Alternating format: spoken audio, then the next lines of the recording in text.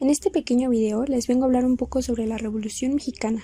Así que dime tú, ¿sabes qué es la Revolución Mexicana? La Revolución Mexicana fue un conflicto armado que inició en 1910 como consecuencia del descontento popular hacia la dictadura de Porfirio Díaz, y que derivaría en una guerra civil que transformaría radicalmente las estructuras políticas y sociales del país.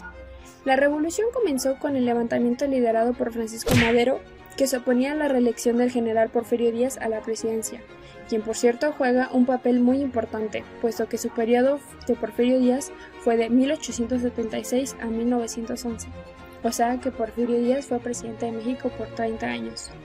Dentro de la Revolución Mexicana nos encontramos algunas de las principales causas. Desarrollo de la Revolución Mexicana.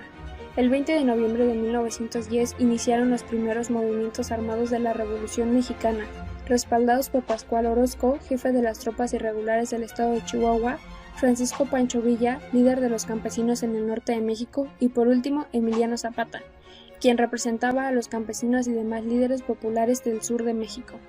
Dichos líderes luchaban en conjunto por su oposición a Díaz. Sin embargo, no eran aliados, ya que cada uno reclamaba las necesidades particulares de los pueblos que representaban y por los cuales se enfrentaban. El Plan de Ayala. El Plan de Ayala fue una proclamación política firmada por el líder de las tropas del sur, Emiliano Zapata, a quien Madero le había solicitado que licenciara a sus tropas. Sin embargo, Zapata solo aceptaría dicha propuesta si Madero cumplía con una serie de condiciones que finalmente desconoció.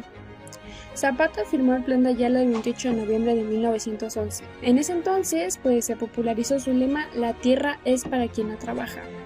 Como respuesta, Madero envió al general Victoriano Huerta, simpatizante del porfirismo, a enfrentarse con las tropas de Orozco. Huerta salió victorioso y se ganó la confianza del presidente de México. En el desenlace de la Revolución Mexicana nos podemos dar cuenta que tras la renuncia de Huerta a la presidencia, derivaron diferentes acuerdos y desacuerdos entre los líderes Carranza, Villa y Zapata, por lo que se realizó la Convención de Aguascalientes en noviembre de 1914. Carranza llamó a un Congreso Constituyente y fue promulgada la Constitución de 1917 el día 5 de febrero. La nueva Constitución se caracterizó por tener el derecho de los trabajadores, establecer una jornada de trabajo de 8 horas, un salario mínimo, la reforma agraria. El Estado se concedió el derecho de expropiar las tierras y separó a la Iglesia del poder político. Carranza fue asesinado en un viaje hacia Veracruz en mayo de 1920. Tras su muerte y posteriores elecciones, resultó electo como presidente de México Álvaro Obregón, que para ese entonces los conflictos armados de la Revolución Mexicana habían acabado casi por completo. Durante este proceso fueron asesinados los líderes campesinos Emiliano Zapata en 1919 y Francisco Pancho Villa en 1923, ambos importantes figuras de la Revolución Mexicana por sus ideales y lucha continua.